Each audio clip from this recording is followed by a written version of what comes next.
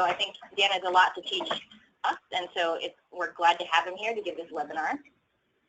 So Dan is going to talk today about how scientists and engineers can engage with Congress beyond the initial phone calls, emails, and even beyond the initial Hill days that are most common. So you can submit your questions through the webinar, so please feel free to send them in at any time. You can also submit them via the Trellis discussion, and we look forward to hearing from you and having this to be a discussion and a dialogue as much as possible. So there will actually be a couple points during Dan's webinar where he'll stop and say, if you have any questions on the previous information he's just given, to go ahead and send those questions in immediately, and he'll try to respond as they're sent in. And then in addition to that, we'll have plenty of time for questions at the end. I also want to direct you to a couple resources on Trellis that are relevant to this discussion. So there have been a couple discussions started on Trellis that talk about examples where scientists and engineers have successfully engaged with policymakers. One is a comment by Megan Duffy, who's a Leshner Leadership Fellow. She has a couple of blogs about engaging with policymakers, and then also Erica Goldman from Compass has another story talking about engaging with ocean leadership in the policy realm. So check those out. Make sure to send in your questions, and I'll turn it over to Dan now to give you his talk. Thanks, Dan. Great. Thanks, Kate. I assume everybody can see my slides. Yeah, thanks for that introduction. I'm excited to talk today. I wanted to give a little bit of a motivation for why I put together this talk and what I'm hoping to accomplish here before I go into it. And just for background, after the election, a lot of my friends and probably a lot of you started thinking about how to get more engaged with Congress, and many people were making phone calls and sending emails for the first time. But very quickly, I had people come to me and say, what more can we do beyond phone calls and emails? And I thought a lot about what I do with faculty at MIT to try and engage them with Congress, and also what outside organizations do when they interact with members of Congress and their staff. And the reality is that most of the policy making that happens on the Hill involves outside groups that have impact, because there's no way that a congressional staffer can handle all of the issues that are in their portfolios. And typically those experts involve, people, or those outside people involve experts at think tanks or lobbyists. But I don't see any reason why everyday citizens and scientists can't also participate in that policy conversation. When I worked on the Hill, I worked with graduate students to draft legislation on nuclear waste issues. And I also worked with citizens groups in Massachusetts to write letters about the safety issues at Pilgrim Nuclear Power Plant. So I think that there are ways that people can engage beyond just making the phone calls, emails, or going to a congressional visit day and saying support science. And so what I'm going to try to do is just give you some examples of that to help you start to think about what it means to have more meaningful policy engagement with Congress. As Kate said, typically when I give this talk, I try to make it very conversational and engage a lot with the audience. It's a little different to do in a webinar. So what we're going to do is I'm going to stop a couple times and see if there are any questions, if anything's unclear. So feel free to just submit questions as you have them, and we'll address them as concurrently as possible. And there's a couple places where I usually have the audience answer questions that I ask. I'm not going to do all of those, but I'm just going to do one. And so there's a slide coming up that's on the 4.5 things that Congress does broadly. So there are 4 categories of things that Congress does. So if you guys have thoughts about what those 4 are, start submitting them in comments. And when we get to that slide, I'll go through, or Kate will go through your comments and read some of the answers, and then I'll move on with the talk. So what do you guys think Congress does? 4.5 categories. Start submitting answers. So first off, if you have not engaged with your member of Congress before, if you've never gone on a congressional visit day or are just getting started, there are a lot of really good resources out there already. There are great webinars and how-to guides on how to set up a meeting with your member, how to create a pitch, all that sort of thing. This is sort of the next step beyond that, this talk, but I wanted to start with some resources for people who haven't engaged before. So first and foremost, obviously ESEP has a lot of great resources. That's what one of the main things that this organization does. If you go to the main website, there's a resources link that then has a whole bunch of how-to kits for how to engage in policy, basically links to all the other organizations that do stuff like that. The Union of Concerned Scientists also has a science network that you can sign up for and you can get plugged into, and they will help you do policy engagement. And they also have a bunch of how-to tutorials and videos on their science network website. It takes a little bit of digging around, but if you keep clicking around, there's a lot of good information there. I put a couple other sort of organizing how-tos if you're interested in more of the political side. So My Civic Workout has guides and blogs for meaningful interactions with members of Congress in the policy process. 5 Calls is a place where you can go and you can pick an issue and it'll tell you the 5 most important people to call on the issue.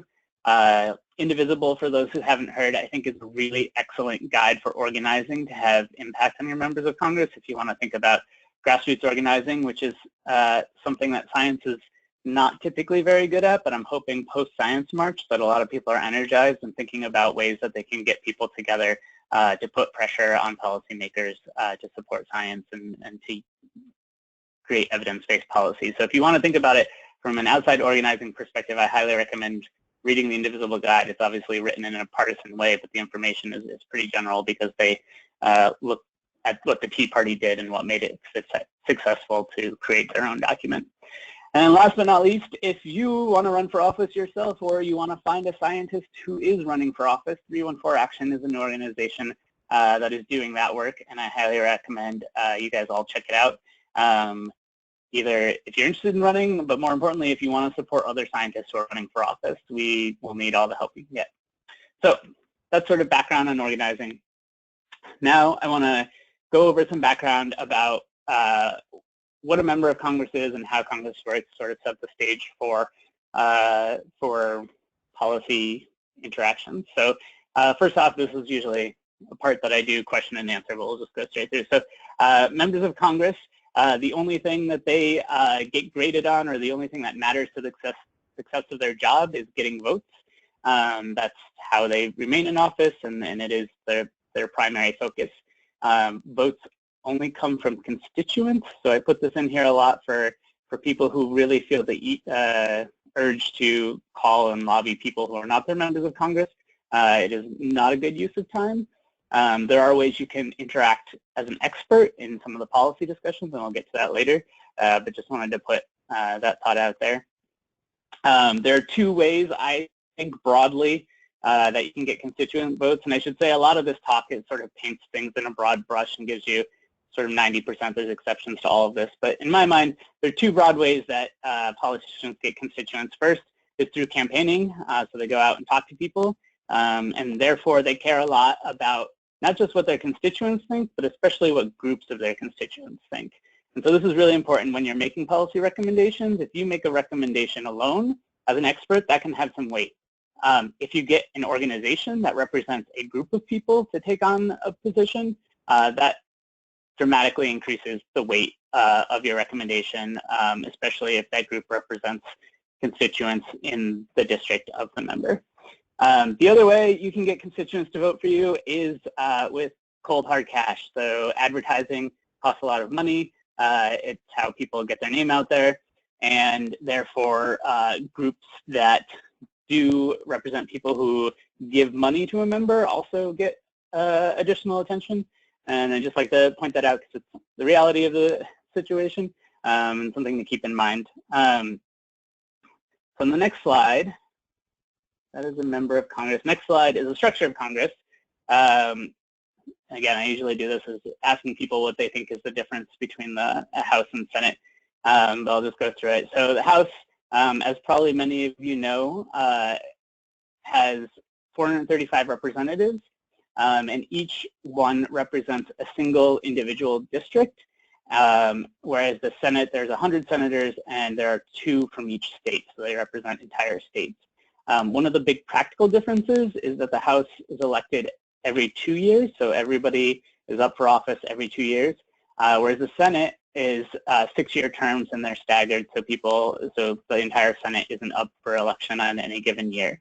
The difference in practical terms, for what that means is that the House is much more quick to react to popular demands, whereas the Senate is more deliberative and slower to act, which is why people often talk about the Senate being the place where legislation goes to die, or the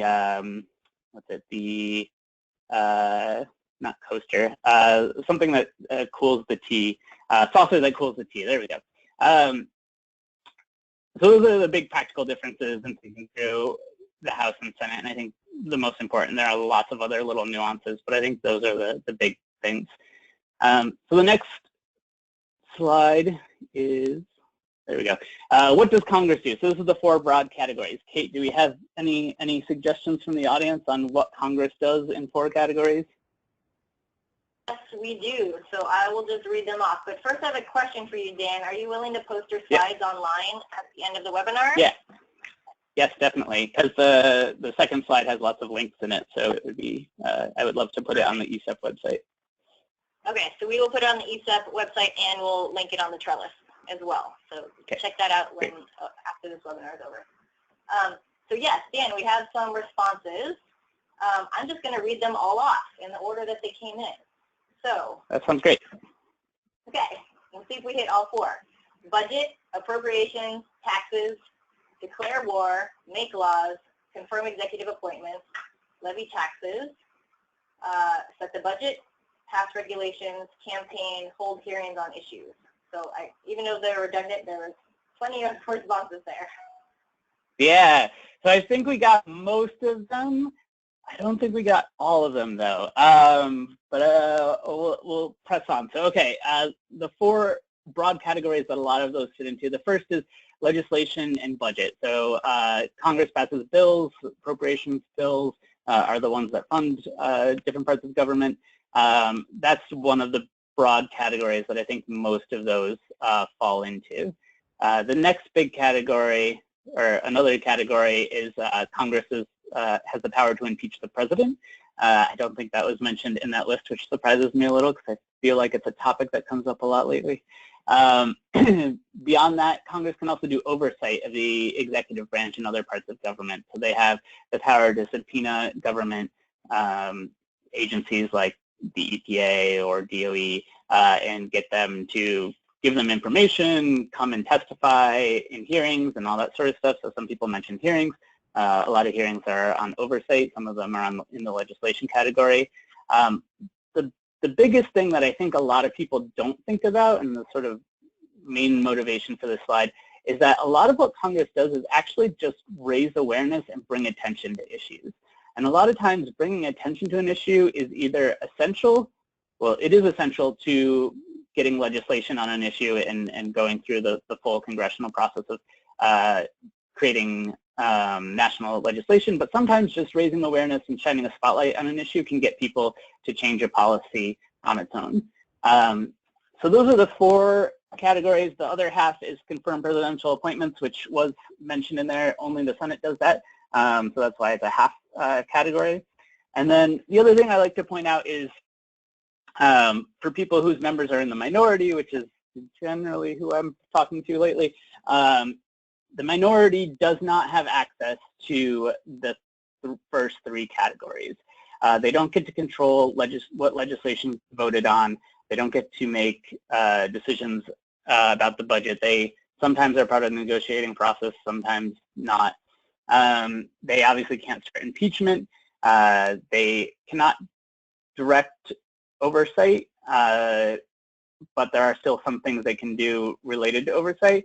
But still, even if you're members in the minority, they can raise awareness about issues, and that can have impact. And we'll get to some examples of that later on. So next off, Congress, as hopefully some of you know, Congress is organized by committees. And so committees are really important. Each representative is usually on at least 2 committees with, again, some exceptions. These are broad brush statements. There's always exceptions to the rules in Congress.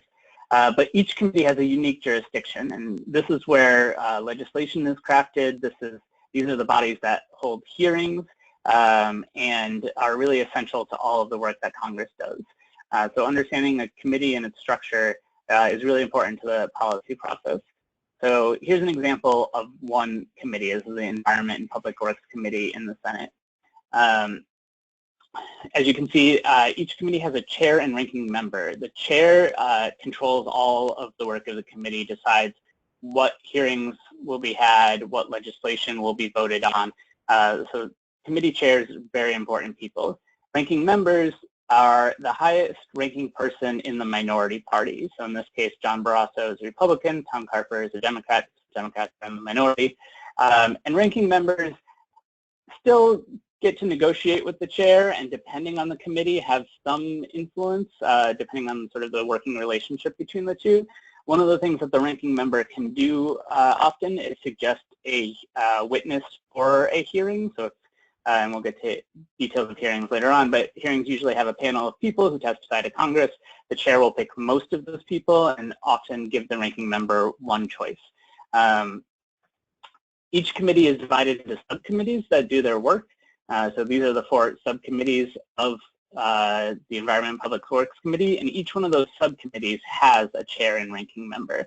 So for example, I live in Massachusetts. I usually talk to people in Massachusetts. The Superfund Waste Management and Regulatory Oversight Subcommittee of the Environment and Public Works Committee, the ranking member is our Senator Ed Markey. And so subcommittees often hold hearings themselves, and therefore the same rules apply.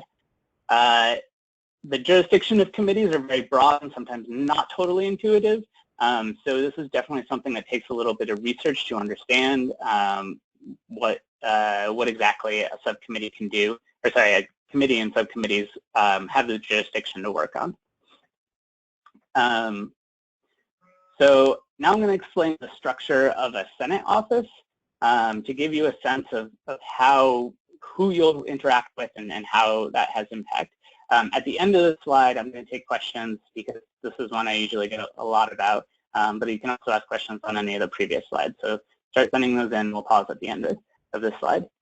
So at the very bottom of a Senate office is a staff assistant. Technically below them are interns, but I didn't include them in this graphic. Staff assistant runs the entire office. Interns are the ones who answer your phone, so they are kind of important.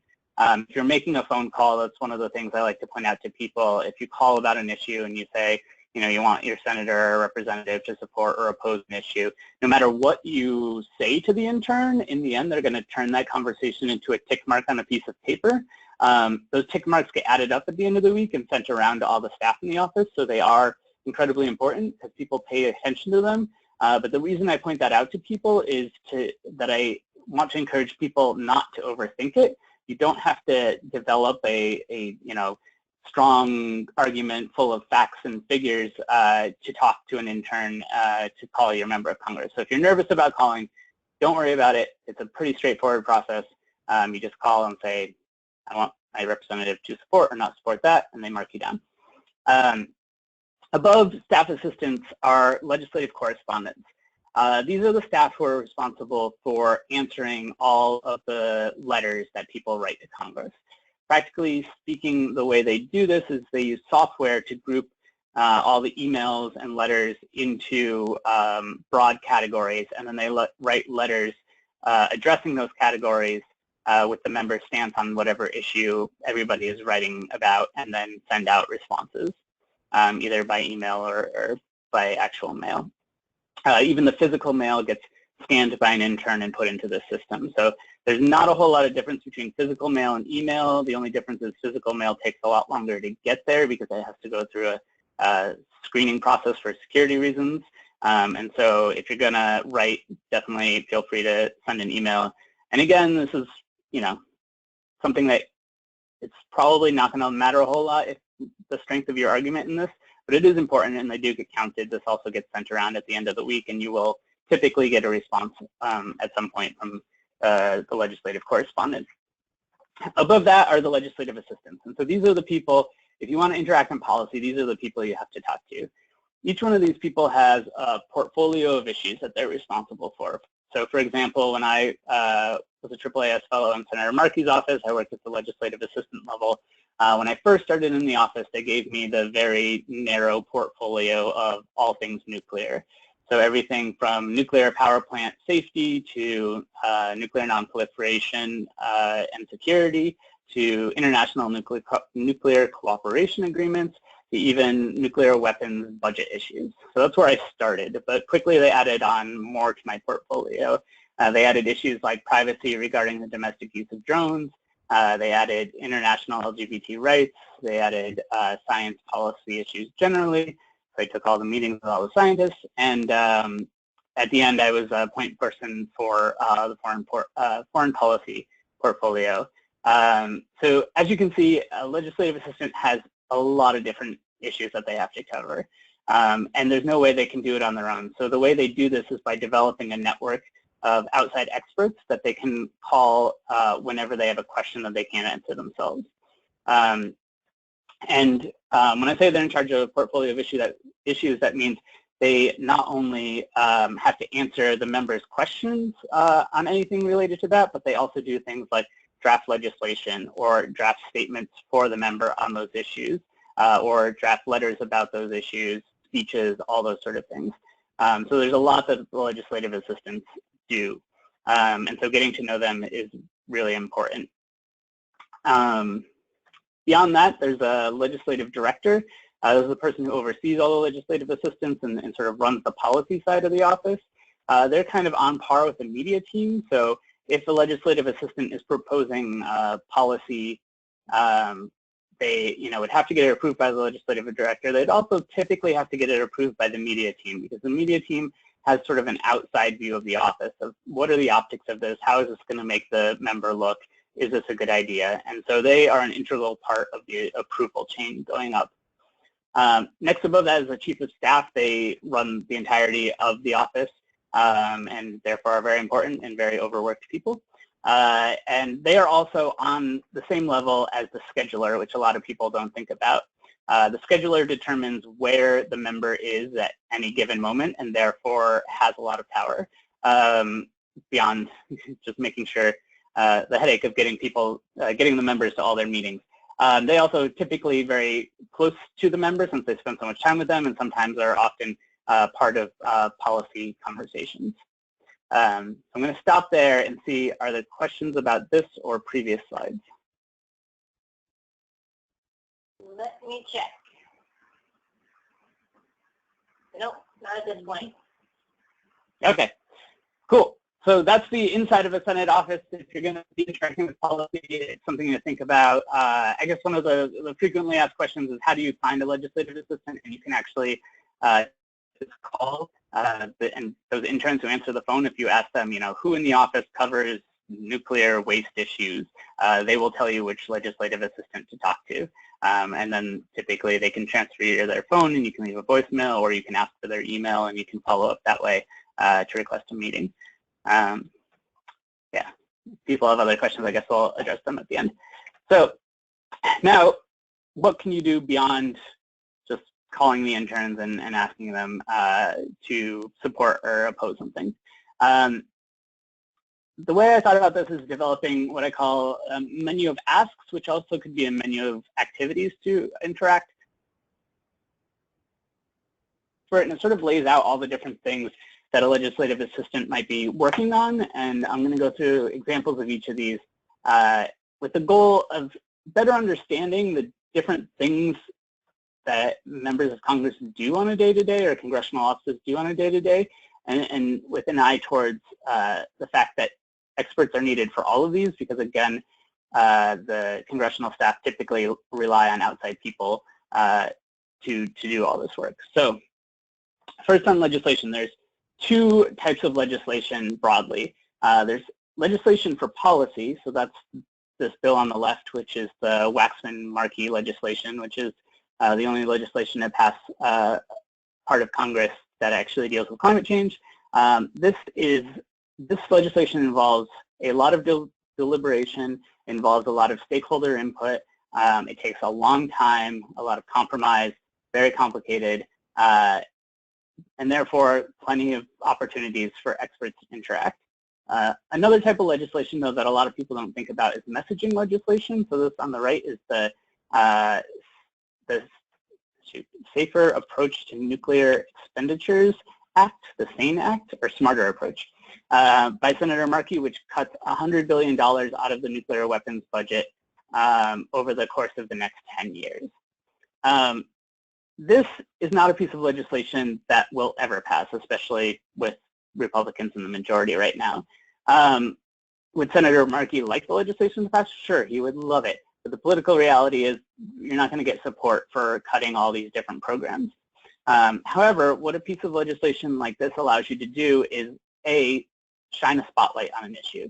So when you introduce this legislation, it usually involves a press release that's put out there, statements to the press when they ask about it. Sometimes the member gets interviewed, and it gets people talking about the issue. It gets people talking, in this case, about the issue of how much are we spending on nuclear weapons in this country, and is that a good use of our resources?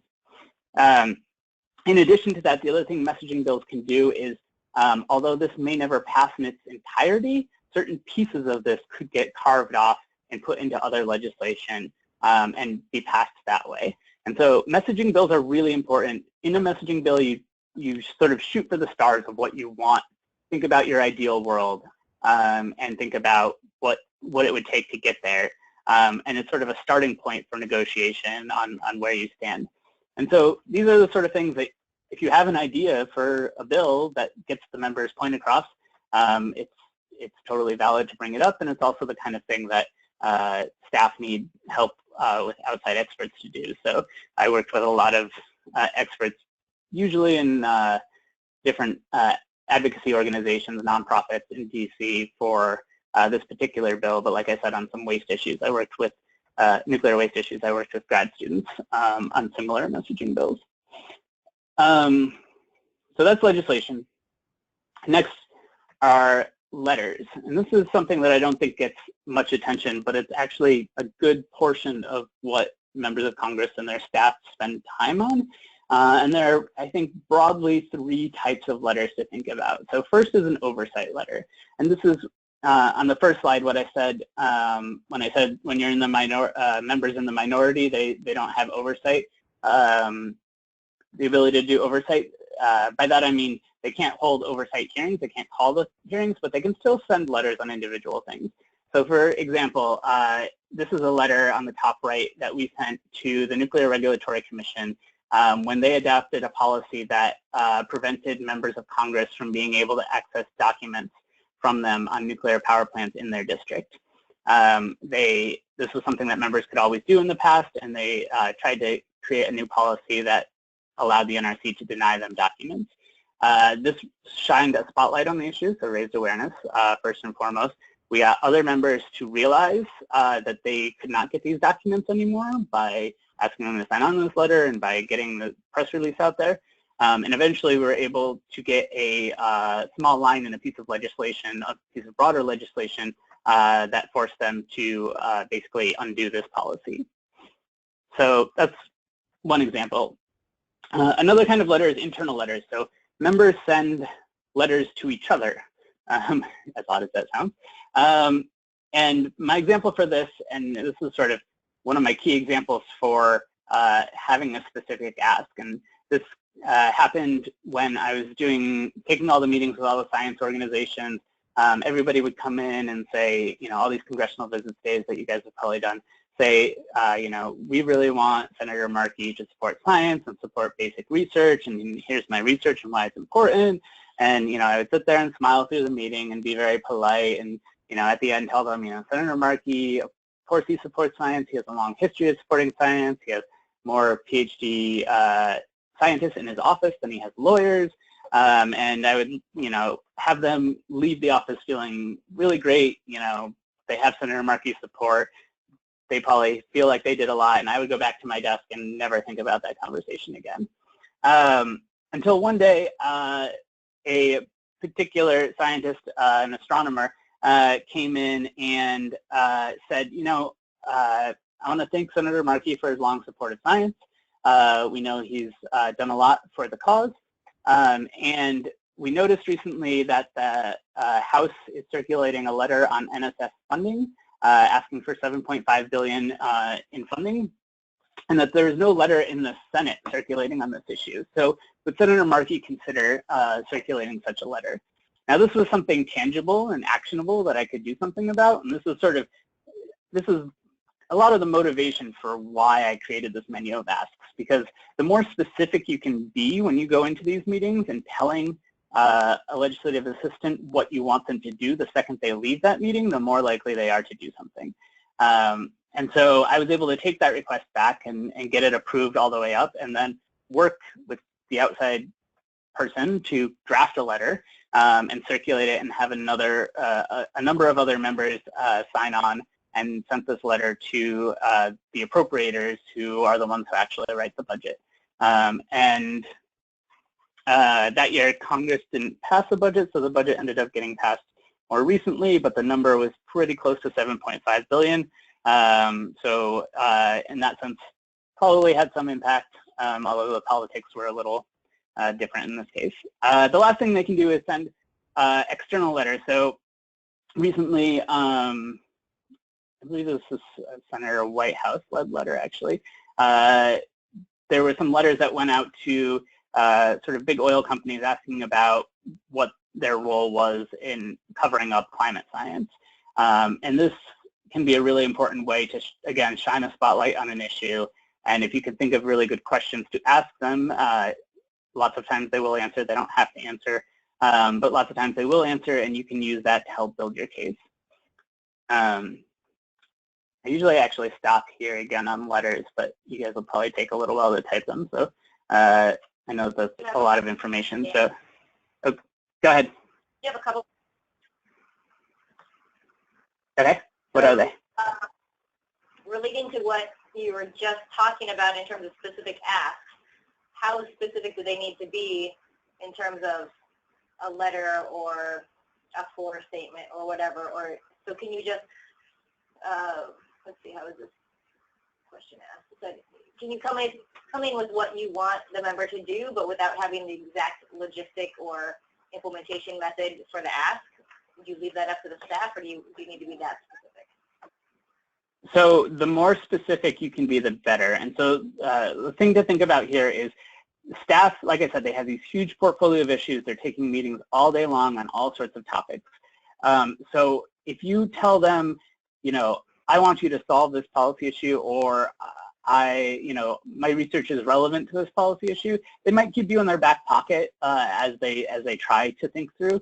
But not a lot of staff time is actually spent sitting around thinking about how to solve problems or create policy. What they actually do is, in every one of these meetings, typically people come in and ask them to do something, and so their job is much more as a decider on, saying yes or no to all the requests coming in, and deciding which ones are worth running up the chain and getting approval for, and which ones are not worth their time.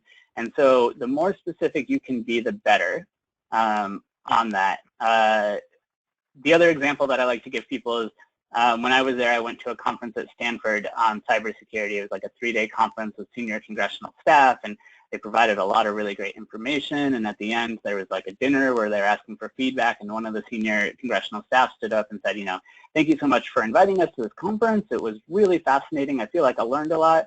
But the problem is, I don't know what you want us to do with any of this information. So this is sort of the mindset of a congressional staffer. The more you can tell them what to do, they will say yes or no. Sometimes they'll say no, sometimes they'll say yes. But giving them sort of an open-ended question to solve is much less likely to result in any action on their part.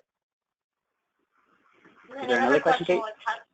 Yeah, how do you actually find the staff? How do you find their contact information? You said you can call the intern or whoever is answering the phone and ask directly. Are there other ways to find out who's working on what? I think that's the best way. I mean, even when I worked on the Hill, that's what I would do. If I needed to figure out what staff member in another office worked on something, I would just call their front desk and say, who in your office works on this, and then follow up with them. Most congressional staff are pretty good about responding to emails, in the sense that they'll usually respond either right away or not at all. So if you don't get a response within a couple of days, totally reasonable to keep following up with them. Also, if you're a constituent, they almost always will take the meeting with you, so you can request a meeting on whatever topic you want to talk to them about. And then even if you're not a constituent, if you have information that's relevant to the work that they're doing and are an expert in the field, they often will also meet with you to see what you have to say. So definitely it is as straightforward as calling the main office, asking who the right contact is, and then asking for the person's email. That's probably the best way to do it. You can also leave them a voicemail after the fact, but I think email is how most congressional staff interact. So you can ask the main office for their email. They should give it to you, and then you can follow up from there. Are there any other questions? There is. It's a little bit off the topic of what you've already been talking about, but I think that's okay. We'll take this one and then we'll move on. How's that sound, Dan? Sure. Okay. This is if you have, so Congressman Markey is already supportive of science, but what if your member of Congress is either hostile or not supportive of science, and therefore maybe even more important to reach out to? What do you do then? Yeah, so that's a different ball game, and that's different than my hope for what I'm trying to get across in this talk is that's not interacting with them on a policy level. You're not going to be informing the work they're doing. You're going to need to pressure them to change their mind on something, and that's where the organizing in the second slide really comes in handy. To convince a member of Congress to change their mind, you have to put pressure on them. And the way to put pressure on them is to organize constituents to do a variety of things, and the Indivisible Guide, I think, is a really good way to think about that. So I highly recommend reading through that. It gives you a whole bunch of examples, everything from phone calls to town hall meetings, how you can raise awareness about an issue. And I think that's one of the big things that we really need is stuff like scientists need to show up to their members' town hall meetings. So I went to my member, Representative Capuano had a meeting a couple months back, and there were a lot of questions about all the big headline news. Nobody was asking about science. So I got up there and asked a couple questions and about some specific legislation. I forget exactly what it was. It was on science. I forget exactly. But in any case, I asked him, you know, I asked him for advice for how scientists can convince members to support science, and also whether or not he would sign on to this piece of legislation. And his staff actually took that back, and they came back to me a couple weeks later and said that he signed on as a co-sponsor because I had brought that up in the town hall meeting. So that's definitely more of an organizing issue than a policy issue, but also glad to answer more questions about that at the end. Any other big questions related to this, Kate? No, I think we can move on and then we'll collect more questions as you're going. Okay, great. So the next thing to think about is congressional hearings. So like I mentioned earlier, committees, one of the big things committees do is that they hold hearings. If your member is the chair of a committee, it is possible for you to go in and suggest topics for them to hold hearings on, topics relevant to issues that they're working on or issues that you think they should be addressing. This can kind of get in the weeds and probably is something that you need to do after developing a bit of a relationship with the staff, but it is a possibility. It is a thing that outside groups ask for. The next thing you can ask for, if your member is a chair or if your member is a ranking member on a committee or subcommittee, you can suggest witnesses for upcoming hearings. Or you can potentially position yourself to be a witness in a hearing. And so as you interact with staff on a policy level and they get to know you, if you're an expert in your field, there's a chance that they might call you as a witness. Like I said, chairs get to pick the majority of people on the panel. Ranking member usually gets to pick one, so it's a little trickier there, but it's totally a possibility. The last thing you can do with any member is you can suggest questions for them to ask during the hearing. And so we did this recently. There was a hearing on cybersecurity of critical infrastructure, and there was an MIT report that came out on that topic at about the same time. And so I set up a meeting with the researchers here and the staff there, for actually the committee staff, and gave them a list of potential questions that they could address during the hearing. So these are the sort of ways that, again, you can either try to move issues that you care about or just interact as an expert. Beyond that, there are different ways that members can put pressure on other members internally. And so one way, or other parts of government, one way is that members and their staff can make phone calls on your behalf. This is kind of tangential to the policy, but gives you a bit of an example. One of the things I did while I was there is there was a nun who came in and asked about getting help because her monastery ran an internship program and used to have international interns, but the Department of Homeland Security changed some of the requirements and they had to apply to be able to have international interns. And when they were filling out the forms, one of the things they asked for was the salary of the faculty teaching at the program, but none of the nuns took a salary or made money from it. And so they literally just couldn't submit the forms and they couldn't get through, and they had been getting nowhere for months and months and months. So I made a quick phone call to DHS and within a few days was able to get that straightened out.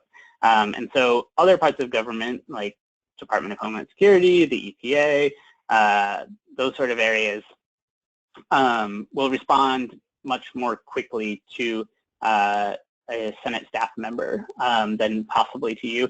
You can also use that to put pressure on different parts of government. So I have a project right now with a faculty member on trying to get the national labs involved and thinking about a certain type of research that he's working on that he thinks will be useful for policy down the road. And so I'm working with some congressional staff to call people at the national labs and ask them questions about what they are doing to get more involved in this area of research.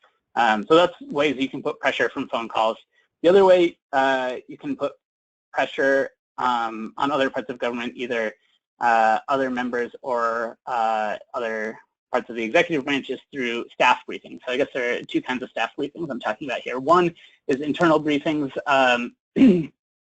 So one of the things I did on the nuclear weapons budget issue is I arranged an internal staff briefing where I brought together staff from a few other offices who were interested in the topic but didn't really know a lot about it. And I brought in some outside experts to sit down and explain to them what we were spending money on, how much things were going to cost, and what things were really necessary versus not necessary. So this is something that you can participate in as an outside expert if you have developed a relationship with the member staff and are working with them on a policy issue. You can also request that they hold briefings, and so this is another thing along the lines of that example with the national labs. We're thinking about having the Senate staff ask for a briefing from the national labs on the topic to see if they can, try to move them in the right direction. And so you can ask your member staff to request briefings from the executive branch in a way that forces them to think about a topic that they maybe haven't thought about before. So that's pressure. Finally, the last thing is reports. And there are three different kinds of reporting agencies within Congress that are really important to this. First is the Congressional Research Service. And the way I like to think about CRS is they are the ones who make the statements of fact. They are sort of the arbitrator of what is true, what is not. These are all very nonpartisan organizations within Congress. And my example here is the CRS did a report on U.S. strategic nuclear forces, background developments, and issues. And this report basically states what we have in terms of nuclear forces in the United States, what each program is, where it came from, and sort of is just a statement of fact about that. The next type of reporting agency is the Congressional Budget Office, which probably some of you have heard about in the news lately. They try to figure out how much things are going to cost. And so for this example, they did a projected cost of the U.S. nuclear forces for the next 10 years. And I used a lot of this information to determine what the cost savings were of the legislation that we had proposed. And then the last reporting agency is the Government Accountability Office. And they go in and investigate the other parts of government to see if what they're saying is true. And so in this case, they have a report on nuclear modernization saying that NNSA's budget estimates increased but may not align with anticipated costs, basically saying that the cost estimates are probably even higher than what the NNSA claims that they're going to be. So So again, on the left, Congressional Research Service says this is what we have. Congressional Budget Office says this is what it's going to cost. GAO says, well, let's investigate and see how accurate this is.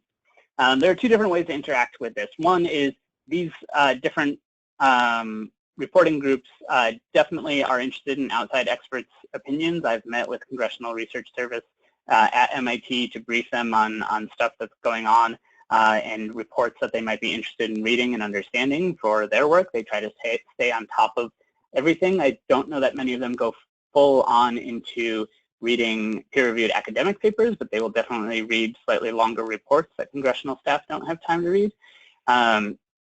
And you can also ask, this is something that legislative assistants can ask for. So a legislative assistant can ask for CRS to write them a memo on what is the state of our nuclear forces to, again, sort of set the stage for what are the facts. They can ask the CBO to write a report on what is this going to cost over the next 10 years, or they can ask GAO to do an investigation.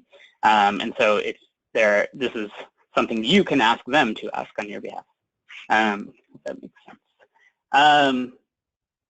So next off, or after that, if you're going in and asking for any one of these menu of ask type things, it's important to think about how it will be evaluated. So the first question that I always got when trying to get approval for something is, who is asking for this? Is it somebody that we work with a lot? Is it somebody who represents a lot of constituents? Is it somebody we, agree with? Who is asking? The next question is, who else supports or opposes it?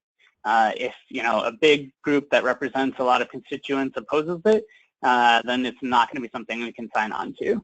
But if a lot of other members who we typically sign on to letters with do support it, that will help move us in that direction. The third thing is actually, what are they asking? So the policy only comes in if you can get through these first two questions. That's when you start to evaluate, is this a good idea? Is it not a good idea? The last thing is everything goes through a lens of how does this help the representative. If it's neutral, most of the time they're inclined not to sign on to it, even if it's a good idea. If it doesn't do anything to help them, it's probably not going to get involved. But if you can make a case that it helps them in some way, then they're very likely to sign on to it.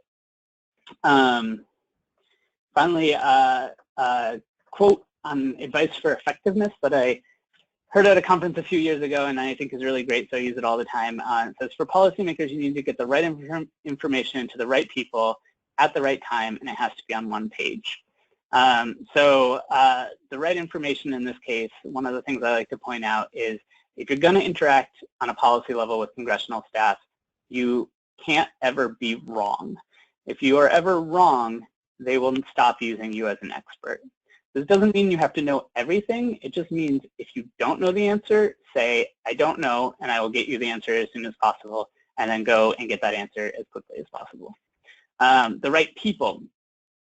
This is really important to think about. The work that a member can do and have impact on depends on what committee that they sit on. And so the example that I give here a lot is, if I had some brilliant idea on how to solve some international nuclear nonproliferation problem, and it was just perfect, everything worked, and I like, oh, I'm going to tell my representative. I look up, I see Senator Warren's in the news. She's really great, and so I'm going to go brief her staff, and I'll make a meeting with them, and they'll take the meeting. They'll be really nice, but at the end, they probably won't do anything with that information. And the reason is she sits on committees that have to do with banking and healthcare. Conversely, if I made the same meeting with Senator Markey's staff, Senator Markey sits on the Senate Foreign Relations Committee and therefore has the ability to work on this issue. So part of interacting on a policy level is really researching your representative and making sure you understand what issues they can work on and what issues they are working on. So go to their website. Don't read their sort of platform. They have a position on every issue. Read what are their press releases? What legislation have they introduced recently? Those are the sort of things that give you an idea of the issues that they care about. The right time is also really important. If an issue, even if you have the most brilliant idea, so I worked on the issue of international nuclear cooperation agreements, which is something that's required for the U.S. to have with another country before the nuclear industry here can sell anything to that other country. And so we had some ideas on how to make these agreements better and help support nuclear non-proliferation efforts. But if you just put out a piece of legislation on that at any random time, nobody's going to pay attention to it. Conversely, Vietnam was asking for a nuclear cooperation agreement with the United States, which was kind of controversial and getting a lot of attention in the news. And so as part of that process, we were able actually to offer up some legislation to strengthen these agreements. That was voted on in committee. It got bipartisan support. It actually, I think, got more Republicans than Democrats, but unfortunately didn't pass. But it gives you an idea of, timing is really important. And the last thing, it has to be on one page. And so the big thing I like to point out with this is when I worked at the National Academy of Sciences, they write these big reports with academics and hundreds of pages and all this really great information. And our study director always used to ask the committee to then condense the report down to a single page for congressional summary. And academics would push back and say, I can't possibly condense this down to a single page. It's 300 pages. And he said, well, you have two choices. Either you can do it or a 25-year-old political science major will do it for you. Which would you rather do? And so this is the example I give all the time. The more you can do the condensing for the staff, the more you get to control the message as it moves up the chain. And so typically staff love anything that they can just copy and paste from. It's much easier than writing their own words. And so if you write it well the first time, they can use your words and you can control what goes up the chain for approval. So that's pretty much it. I have some ideas for if you want to take some next steps. I highly recommend watching a congressional hearing, sort of getting a sense of what that's about and how that different actors work in that. You can make some phone calls, or you can start to do your own outreach. Do they have any questions? Yeah, thanks, Dan. That was great. We do have a couple questions. One is a clarifying question: is what is the difference between the CRS and the GAO? Sorry. So CRS, like I said, they say what is and isn't. There's a statement of fact. GAO then goes in and investigates whether those statements of fact are true. And so CRS would not on the nuclear weapons budget issue or whatever, they would take the number that the other part of government gave them in terms of budget if they were talking about budget, which is, again, a little bit more what Congressional Budget Office would do. But they don't actually investigate whether or not the facts that are given to them are true. They just sort of try to put out the best statement they can based on whatever documents they have at the time. GAO actually goes in and will interview people and try to get to the bottom of the situation, about whether or not people are telling the truth. They will try to redo their calculations and actually go sort of step beyond and are more investigative. I hope that makes sense. Okay, we have a few more questions.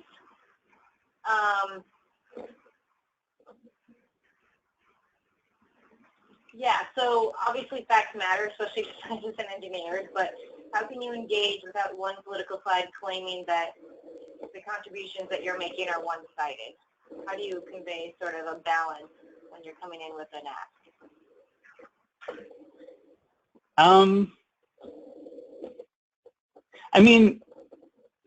So one way to make sure that you avoid partisanship is if you, for example, if you're going to try and meet with committee staff, which I didn't go into a whole lot of detail on, make sure to meet with Republican committee staff and Democratic committee staff and give them the same information.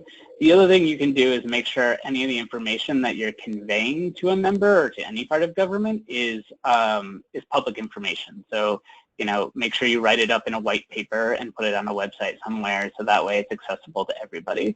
I think those are the two biggest things that I do with faculty here to make sure that we're always being nonpartisan in what we're doing. And then on an individual member level, if you're going to brief, so like the committee level, if you're going to brief the chair of the committee also brief the ranking member of the committee and their staff, and a sort of similar thing on a member of Congress. If you're just briefing your own member, you don't have to worry about balancing that out because you're a constituent and you're not going to be seen as partisan for briefing your own member. So this is a question about common misconceptions. So what's the most common misconception that scientists and engineers have about interacting with their members of Congress and congressional staff? I think that, well, I think the most common misconception is that they think that congressional staff think of policy solutions themselves, and that's why they come in with the more vague and general asks of support science or, solve this issue. Like I said before, congressional staff really, their job is to screen ideas that come to them and say yes or no, not develop their own ideas. So I think that's one of the big things that I try to convey in this talk. The other, I think, is that people think that it's kind of a black box and there's no way to engage. I think it just takes more effort. It's harder than just scheduling a congressional visit day. It involves follow-up. It involves building relationships. It's not just a one-off thing, but you can have impact. Yeah. And so then, on the flip side of that question, what's the most common misconception on the Hill about scientists and engineers?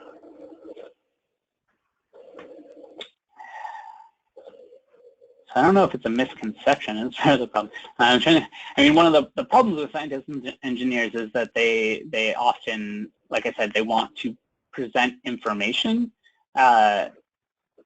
to the staff. They want to present their report or that sort of thing, and that's not helpful. And so scientists and engineers sort of have a reputation of, providing a lot of information but not really giving a sense of where to go with it. But I don't think that's necessarily untrue, so I'm not sure if it's a misconception. I actually don't have a very good answer to that. So another question is, let's see. So if your representatives sit on the right committee with the jurisdiction on the topic of interest that you're thinking about, how do you engage with that committee? How do you make your first kind of introduction if you're not a constituent? Yeah, so you can definitely, as an expert in the field, as a scientist, you can also do all of this engagement with people who are not your members. The one big thing to make sure to think about is you have to understand not just the policy, but also the politics, and make sure you understand that member and what their constituents care about and how this fits into that sort of broader picture. So if you're not a constituent yourself, you have to take some time to understand who are the constituents. It'll also, I think it makes it slightly more difficult, but it's not impossible. And if you do have useful information for the staff, they're gonna want to hear it. And especially if if you can be an outside validator to the things that they're working on. So if you present them with ideas and they end up doing something with it, you should be willing to put out a letter in support of what they did, or do something to show that an outside expert thinks that what they're doing is the right thing. So I guess that's an important thing to think about. If they ever do what you tell them to do as an outside expert, you should want to make sure that you validate that and say, good job in a public way that they can get credit for. Yeah, so I think it's doable, I guess is the answer. Right. So in terms of timing, you said it's important to make sure that your topics line up with current events in order to get any movement on them, but you need to be engaging before something becomes headline news in order to have a relationship with that. Yeah, so I think it's really important to begin developing the relationships in advance. That being said, if something comes in the news and you think it's really relevant and you really have something to say about it, I would say go for it. It doesn't hurt. But if you've already introduced yourself to the staff, they already know a bit about you, and you maybe have provided them information in the past, they're more likely to look at what you send in and what you have to say. So a lot of this is it's people-to-people interaction. I think this is something that also scientists have sometimes a bit of a problem with in the science community. Like if a peer-reviewed paper gets published, it's sort of the end of the argument lots of times, right? And the statement is made and you don't have to make it again because the paper was published. In the policy community, because it's based on people-to-people interaction, just saying once your statement of fact does not mean it will stick in anybody's mind, does not mean that it will be used in the future. And so lots of times you may have to go back to the staff and say the same thing over and over and over. But I definitely recommend doing it because, again, it's all about building relationships. You want them to think of you when an issue comes up is your goal. And the only way you can do that is by engaging with them enough that they know who you are and know that you can be useful. So if you can find excuses to engage in advance, do it. Or if you just have the ability to go introduce yourself, do it. And say, you know, I work on this topic. It's relevant to what, you know, this member cares about. And if I can ever be a resource, I'm here for you. The big thing about doing that, though, is if you are going to be a resource, one of the things that scientists sometimes have a hard time with, especially academics, is responding in a timely fashion. So if a staff sends you a question, you should answer them, you know, hopefully within an hour or so, because they're usually, if they're asking you, it's because they don't know and they need to know. So that's one of the big parts about building that relationship. If you offer yourself as a resource, be sure to be able to respond quickly. So, other questions? So I know you. Yeah, I think we have a couple more. I know that you said that you worked with graduate students to draft legislation and move policy while you were working on the Hill. I think there's also often the idea that you have to wait until you're an expert and tenured faculty and in the field for 30 years before you engage and to be considered an expert on any policy or science policy issue. So what's your thoughts on, you know, graduate students engaging, postdocs engaging, early faculty engaging with policy? Yeah, so like I said, when I worked on the Hill, I worked with graduate students to write legislation on nuclear waste issues, and I actually personally preferred working with the graduate students over the faculty for the reason that I just talked about. Is when I sent questions to the graduate students, they responded quickly with answers that were relevant. The faculty lots of times would take days to respond, and sometimes would, instead of answering the question, they would send me a report on the topic, which was not particularly helpful to me. So I actually preferred working with graduate students because they're able to respond quickly and you know, quickly and to the point in a useful way. And so I think what matters, I don't think your title matters as much as knowing your information and being able to get that information to the staff in a timely way. Okay, well, we are basically out of time, so let me do one last question that was submitted on Trellis, which is, any advice you have on graduate students transitioning into science policy careers beyond the AAA Science Technology Policy Fellowship, but you can also mention that, of course. So what's the best way for young scientists to take on a role in policy and explore the career of science policy? Yeah. So I think the most important thing to think about, and I think this is true no matter what you want to do, with the one exception of if you are staying you're staying the academic route, is you need to be doing something outside of your schoolwork to develop at least be able to prove you have an interest in policy. And so think about different ways you can engage, either with groups like ESEP or like Union of Concerned Scientists Science Network, or by going on these congressional visit days. So that's step one, is you really have to show that you have an interest in policy, and you have to be doing something to move you in that direction and getting outside the lab. Beyond that, there's different programs. For instance, the National Academy of Sciences has a Mirzayan Fellowship that you can do while you're still a grad student, and it's a 3-month science policy training fellowship. It actually prepares you really well for the AAAS Fellowship. That's what I did right after grad school myself. Union of Concerned Scientists also has internships that you can do over the summer. And so there are different options for getting involved a little earlier on, and I think the sooner you can do something outside of your research that shows your policy interest, the better. Great. Thank you, Dan. I really appreciate the webinar, and thanks for everyone who's listening. And remember, you can continue the discussion on Trellis, So check out the ESEP Trellis group and also the ESEP website for other webinars and lots of information. So thanks for joining us.